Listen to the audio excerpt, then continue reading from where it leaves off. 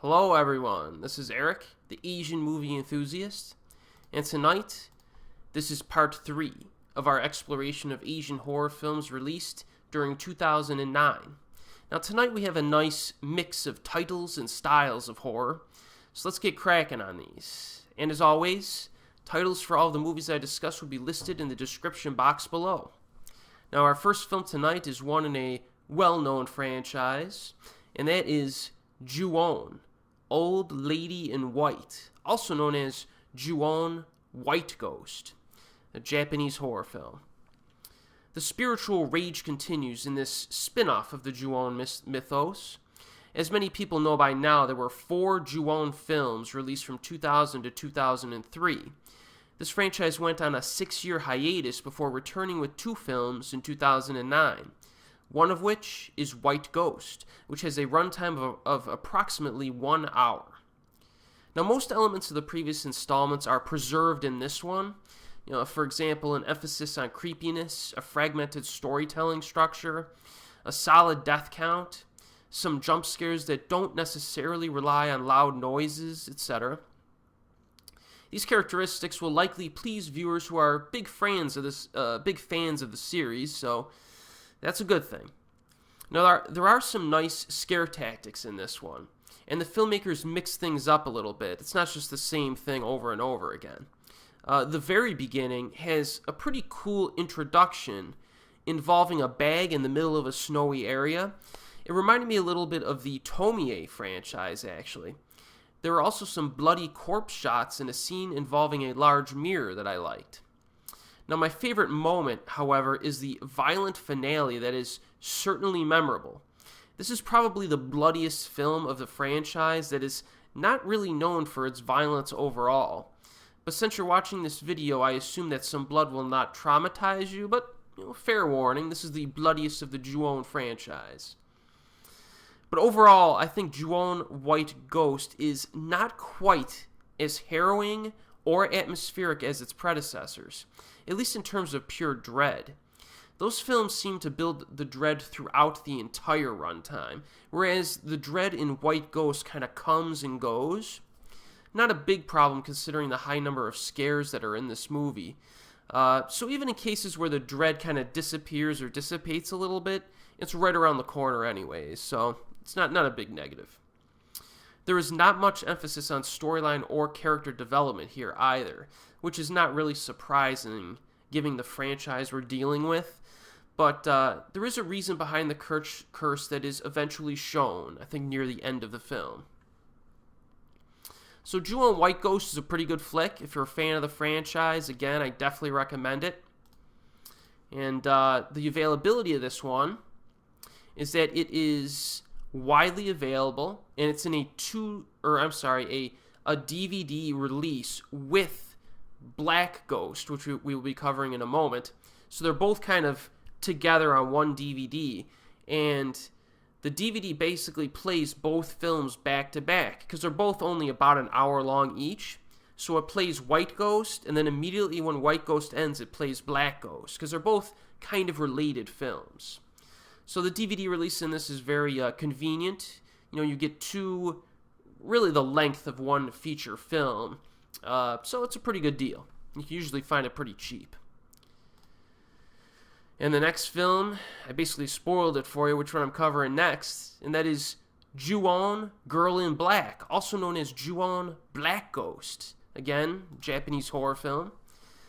So yet again, the spiritual rage continues in this spin-off of the Ju-on mythos. Now, just so you know, Black Ghost is, as I said, a companion piece to White Ghost. So it is advised to see White Ghost first. And as I mentioned, these movies are typically presented together. I know they are on the US DVD release.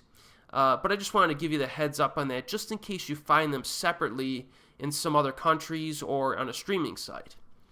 Now, similar to White Ghost, most of the elements of the previous installments are preserved in Black Ghost. This pretty much stays true to its roots in terms of structure and scare tactics. However, I would say that the scare tactics here are not quite as good as the ones in White Ghost overall. Here we're kind of presented with a mixed bag of sorts in Black Ghost. Some of the scenes are kind of mediocre, but some are pretty good. It's also a little bit awkward at times, but then again, most of the Ju-on films have that awkward feel to them. Mostly because they are more classical and traditional in some of their scares, opting to kind of spook the viewers instead of disgusting or terrifying them. But with that said, the exorcism scene near the end of Black Ghost is a highlight moment. It's probably the best moment of the film. Pretty freaky. So this one kind of gets better as it progresses. Now, most surprisingly, one thing I noticed is that the onryo ghost that you typically see in Japanese films is mostly absent in these two Ju-on films. You do hear her cackle on occasion, but there are only a few actual shots of ghost girls in these movies. Instead, there is an old woman ghost who is showcased, mostly in the white ghost segment. She has like a basketball in her hands, and she kind of walks around. It looks kind of goofy, but it's kind of creepy too. I thought it was pretty good. At least they mixed up the ghost design. They changed it a little bit in this, so I like that. Instead of seeing Kayako walking down the stairs again or crawling down the stairs. So my opinion on these two Ju-on films is this, if you dislike this franchise coming into them, you should probably skip these because they're not going to change your mind. But on the other hand, if you are a fan of this franchise, you may want to check them out. They're pretty good. DVD availability I just covered. Remember, they're both on one DVD in the United States. And look for the alternate title, which is, don't look for Old Lady in White or Girl in Black. Just look for White Ghost or Black Ghost. And it'll be, I think the DVD is called that, both of them. All right. Now our next film here, we skip on over to the Philippines. So we shift country of origin, which is always nice. This one's one that is a little bit lesser known, and that is called Tenement 2, also known as T2. Of course, not connected to the Terminator franchise. Again, from the Philippines. Now, a woman is assigned to transport a little girl to her new adoptive parents, but they experience strange events while in transit. So after some suspicious disappearances and deaths of certain people that they know, our two protagonists are forced to flee from supernatural entities. The woman soon discovers the reasons behind these events, which are tied to the little girl's heritage. Now this sounds a bit generic, right? But it is quite different from a typical film of this kind. One reason for that is the presence of the Encanto, a spirit that is specific to the Philippines and very unlike more popular villains like the Japanese onryo. There's also a nice variety of supernatural phenomena that avoid jump scares and mix things up. The entire final third of this movie is different from what you might expect. It definitely it developed and concluded a bit differently than I had anticipated. I also found the special effects to be interesting because they have kind of a slight fantastical feel to them at times. There is some shoddy CGI that is occasionally used, but there's not a lot of it, so I don't think you have to worry too much about that. This is also, thankfully, a character-driven film. Unlike the two films I just covered, it focuses first on the ugly breakup of the woman's marriage, and then it spends time developing the relationship between our protagonist and the little girl. And tension kind of gradually ramps up, and things get very intriguing, again, as I said, during the final third, which has kind of a creative supernatural threat that's introduced. The acting quality in this is also notable, the lead actress being very good, I thought. So Tenement 2 is a cool little film that's, a bit different from what you might expect. It's got that supernatural vibe to it, but it's definitely different from stuff like Ju-on and Ring-U. And it has a pretty good overall quality, so I enjoyed it. Now, the availability of Tenement 2 is that it is moderately available on DVD. You can find it, I think, on eBay and a few other websites. Alright, our next film, it's a weird one. It's a very weird one, and it's always nice to cover some weird stuff. Now, the odd thing is that as weird as this film is, it's the third film in a franchise. So how weird can it possibly get? Well, let's see. That is Tetsuo The Bullet Man, a Japanese cyberpunk horror action hybrid. So our good friend Shinya Tsukamoto offers his third film in this cyberpunk trilogy, which includes Tetsuo the Iron Man from 1989 and Tetsuo Body Hammer from 1992. So in this one, plot goes something like this. Losing his son, Tom, in a hit and run triggers violent emotions in Anthony, whose body begins to transform. When the driver who killed Tom reappears, Anthony mutates into a massive metal, a human weapon fueled by an uncontrollable rage. So for some reason, Tsukamoto had always wanted to make a Tetsuo film with a Caucasian lead actor. I actually heard and read, I think in that Tom Mess book, The Cinema of Shinya Tsukamoto, that Quentin Tarantino was very interested in producing a Tetsuo film taking place in the United States with Tsukamoto as director and Tim Roth as the lead actor. And that was a possibility during the mid-1990s. This was beginning to formulate, this project. But it fell through for a variety of reasons. I would have actually been really interested to see that. In any case, the idea of a Caucasian lead was kept by Tsukamoto and later employed in Tetsuo the Bullet Man, so our lead here is a white guy. I'm not sure, however, if that was such a good thing for the movie itself.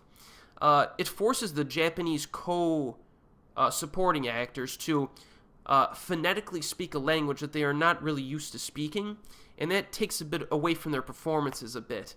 Also, the Caucasian actors, which included the lead as well as a few supporting characters, only ranged from like pretty good to C grade, you know. Usually when you get Caucasian actors in Japanese movies, they're kind of dodgy. So that's why I say, you know, a Tim Roth would have been an upgrade, because he's a good actor. And, so that would have been interesting seeing, like, this movie basically made in the mid-90s with Tim Roth as the lead, set in America with, like, a slightly higher budget. But we'll just have to imagine what it would have been like. And since I'm identifying some negatives up front with Bullet Man, the only other thing that I disliked about this one outright was the shaky camera. You know, Tsukamoto has a talent for shaking his camera just enough, you know, not too much. But in this movie, there are moments where it just shakes too much, man. He goes a bit overboard here. That distracted me at times and made it a bit difficult to tell what was going on. But with that said, this is still quite an entertaining movie. The main reason for this is that it's just so different from a lot of other contemporary horror films, even on an international level. If you've seen the other Tetsuo films, you'll know why. You know, they're kind of an insane form of artsy, nightmarish visuals and violence that could only be made by a lower-budget production company. You know, no big studio would go for something like this. There are some unique and creative moments in this movie, the best of which is perhaps the SWAT team infiltration sequence. There's actually a SWAT team that infiltrates the apartment complex where the Iron Man lives, and they throw down. So that was a good moment. There are also significant doses of bizarreness, violence, and cyberpunk visuals to enjoy. You know, if I had $1 billion, I would make sure that multiple Japanese cyberpunk films would be made every single year. They're just so creative and visually arresting. You know, they're a very nice change of pace, because there's very few films that are like them. Story-wise, this has, you know, more similarities to Tetsuo 2 Body Hammer than it does Tetsuo the Iron Man, due to its use of a traditional storytelling structure. Iron Man was more like just a nightmare, like on film. And the fact that the salaryman in Bullet Man is haunted and motivated by the murder of his son, which is very similar to Body Hammer. The backstory of the lead character here and the reasoning behind the body horror imagery is abbreviated, but it is based more on technology than like a supernatural nightmarish source. So this one, Bullet Man, almost feels like, as I said previously, a horror action hybrid, rather than like a nightmarish horror. But the violence can get a bit bloody at times, so that's always nice to see. Fair warning again. And finally, you get to see Tsukamoto act as the bad guy again, something that he apparently really enjoys. I think he's been the bad guy in every single one of the movies in this franchise, as well as Nightmare Detective, and he was the protagonist in Maribito, but kind of a wacky protagonist, so he likes playing these oddball characters, and he's good at playing them. So yes, Tetsuo the Bullet Man, it used to be hard to find, but most fortunately it is now widely available on DVD in the United States, so have at it. But I would say if you haven't seen these Tetsuo films, watch them in order, chronologically. Tetsuo the Iron Man, then watch Body Hammer, and then Bullet Man.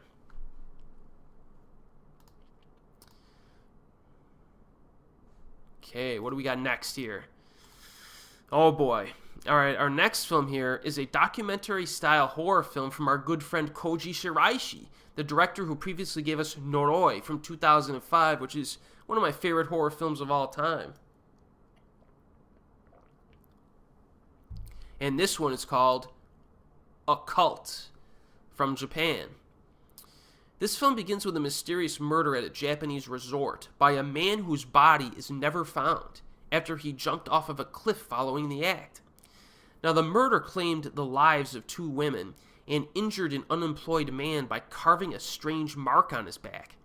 Now, the survivor claims that supernatural occurrences, which he calls miracles, have been happening around him since the incident, including a UFO-like object hovering in the sky. He also tells the documentary crew that he does not blame the murderer for stabbing him. In fact, he is thankful.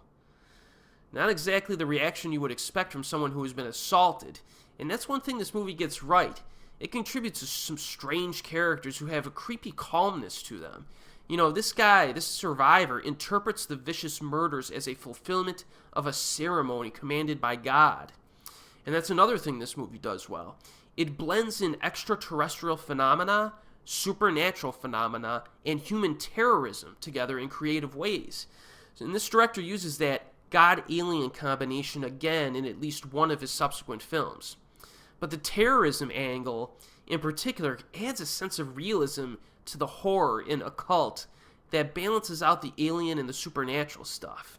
This is a really odd mix of stuff you don't see very often in horror films. It's quite a creative movie. And I gotta say that Shiraishi is very talented at these documentary-style horror films. You know, he has made at least a dozen of them himself, and they are easily distinguishable from one another, meaning that there is a lot of creativity and variety in his filmography, even if he uses the same style of film multiple times. And I do hear people complain on the internet about documentary-style horror films all the time, you know, saying that they've run their course and there's nothing left to do. I disagree with that. You know, this director continues to find ways of exploring different ideas using the documentary-style format, and we will cover all of those movies as we progress in this playlist. Another big positive of this film is the score, which is both unique and very creepy. This helps to maintain an ominous, scary tone throughout. The sounds in this movie are stuff that you don't really hear very often in movies. Very effective stuff.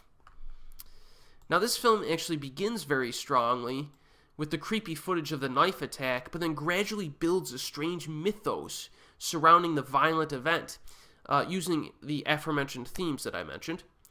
But I must say that, you know, the first time I saw Occult, I was a little bit disappointed. The reason for this is because I was expecting another version of Noroi, basically, which, you know, as I said, is, you know, one of my favorite horror films of all time, and is definitely my favorite found footage horror film of all time. After watching Occult a few more times, it's grown on me more and more, because of all of the qualities that I mentioned. But I still think that Noroi had a much denser and complex mythology to it. The mythology in Occult is more simplistic, I think, and it isn't explored quite as much as I would have liked. So this creates some dull patches during the second half, which is probably this film's greatest flaw. And also, when I read about this movie online, another major complaint that I keep seeing relates to the post-credit sequence, which uses some CGI. Now, this seems to be the single biggest criticism of Koji Shiraishi's films overall that I see, mostly because his CGI in his films are very low grade in terms of quality, like very low grade. You know, sometimes that bothers me, sometimes it doesn't. You know, to give you some perspective, you're looking at a big fan of Clash of the Titans, which came out in 1981 and has some very outdated special effects. So, you know, I'm very good at suspending my disbelief as long as the movie is absorbing enough to hold my interest. And that's the case with most of Shiraishi's movies, I think. they're way too interesting to simply disregard because of a few shoddy special effects that pop in and out. And that reasoning, I think, applies to Occult. The worst CGI does occur during the post-credit sequence, and it does clash in style with the rest of the movie. It just kind of feels out of place, and I did not like it. However, that scene lasts for like less than a minute, so it was really no big deal for me. If you really want to, you could just turn the movie off once the credits start rolling, or once it goes to the black screen, and you're good to go. So, I do like Occult, and I do recommend it. Now, unfortunately, the availability of this one's a little bit more difficult to find on DVD. There's a Region 2 release that I know is out there without subtitles. This one, I think you really kind of need them. So, luckily, it is available on YouTube with subtitles. So, I would check it out there first. Somebody should release this in America. But Shiraishi's films, a lot of his recent ones, have poor availability with subtitles. So, but I think they're all worth watching with or without them. Alright, what's next here? Alright, so we transition from a cyberpunk film to a documentary-style horror film to a vampire film. And this one's from South Korea. And that is, of course, Thirst, a South Korean horror, drama, romance hybrid. Now, a Catholic priest volunteers at a hospital, providing ministry to the patients. He is well respected for his unwavering faith and dedicated service, but he secretly suffers from feelings of doubt and sadness. He volunteers to participate in an experiment to find a vaccine with a deadly virus. Although the experiment fails, and he is infected with the seemingly fatal disease, he makes a complete and rapid recovery after receiving a blood transfusion. News of his marvelous recovery quickly spreads among the devout parishioners of his congregation, and they begin to believe that he has a miraculous gift for healing. But he soon finds himself attracted to the wife of an old friend, and later relapses into his illness and wakes in dire need of shelter from the sunlight, having become a vampire. So many of you probably have heard of this film. It's by Chan-wook Park, the director of Old Boy, and is a genre bender. Drama, romance, comedy, horror, that type of thing. Which is always a welcome, refreshing change to the typical, just straight-up horror films you typically see. And to no one's surprise, the acting is very solid by Kang-ho Song, who is in the lead role. But Ok Kim provides the standout performance in this that solidified her as one of the most talented actresses in South Korea, which is a bold statement considering that country's deep pool of young acting talent. She's been in some good stuff subsequent to Thirst, but she never seems to get enough screen time in her movies, unbelievably. She did get an acting award for her role in Yuna Street, a TV drama from 2014, but I think she needs another juicy film role to rejuvenate her career.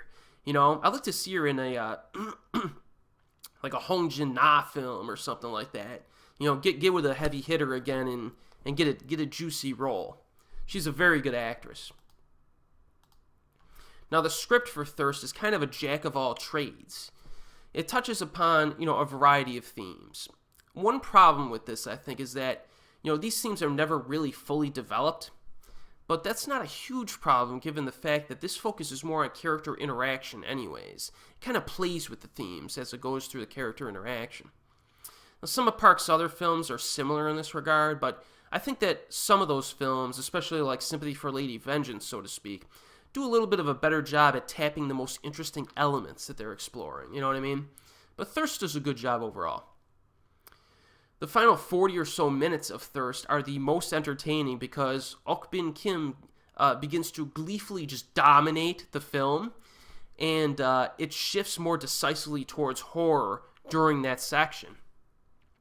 There's a lot of fun, quirky stuff down the stretch in this one. And when a film finishes stronger than it begins, that's a good thing. Direction and camera work are nice, no surprise there. The film is also sexually charged, and it has a few sultry, memorable moments in it, so be prepared for that. Don't watch this one with your parents, I don't think. But Thirst comes recommended. It's definitely a very, a solid Asian vampire film for sure. Availability for this, thankfully, is widely available in the United States. In our final film tonight, we mix it up again. We stay in South Korea, but now we move from a vampire film to a killer pig film, yes. And that is, of course, Chaw, also known as Chawz in the United States, because they wanted the name to sound like Jaws, as like a joke or something. I don't know. I remember when I first saw the name Chawz, I'm like, wait, did they come out with a sequel in South Korea and name it Chawz with a Z at the end? Then I realized, oh, it's the same film, just the U.S. title, just added a Z for, I don't know, they just wanted to mirror Jaws. So this is a horror comedy now. So the quiet town at the center of the story has been crime-free for a decade, until now. Bodies of villagers begin turning up, making the village leaders nervous, just ahead of the organic food fair, which is expected to be a financial windfall, of course. One man, whose granddaughter was one of the victims, is sure that a man-killing boar is behind the crimes. He joins forces with a detective and a reassigned cop from Seoul, whose mother has gone missing in the woods. With a biologist and a glory-seeking hunter also on the team, they attempt to fight the giant killer beast before it decimates the village. So one thing you need to know about Chaw is that it has a good dose of humor. There are a number of nutty but lively characters introduced here. My favorites being the cute, nature-loving photography girl and the crazy witch. This definitely is much lighter than you might expect, and I liked that aspect of it. Two of the actors here are Tae-woong and Yumi Jung. The former appeared in films like Architecture 101, Cyrano Agency, and Hand Phone. The later is a great actress who appeared in films like Train to Busan and Silenced. So the cast is more than talented enough to deliver here. And they're good in the comedy aspect, and they're good in the thriller, horror aspect as well. There's also a lot of great giant pig action, of course. You know, the boar itself actually looks pretty good in this. It's a mix of practical and CGI, I think. And it's got a bad temper that takes center stage during the second half of this movie. This thing is just totally out of control. And that's good for us, but bad for the characters. On the negative side, though, the characters do make a few stupid decisions along the way, but, you know, a little frustrating at their stupidity. But the fact that it's a horror comedy kind of alleviates that flaw a little bit. You know, the charming humor helps to offset it. They almost use it, they play it for laughs, you know what I mean? So I can kind of understand it. But the finale is actually very lengthy and exciting, quite surprisingly so. Given the premise, this is definitely more fun than it probably should have been. I mean, a giant killer boar, and it works.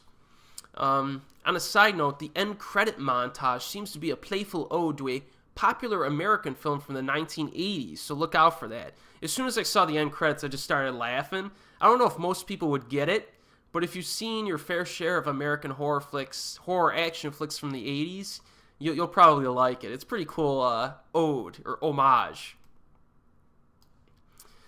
So the availability, as I said, it is available on the United States. Just look for Chaw with a Z at the end. Chawz.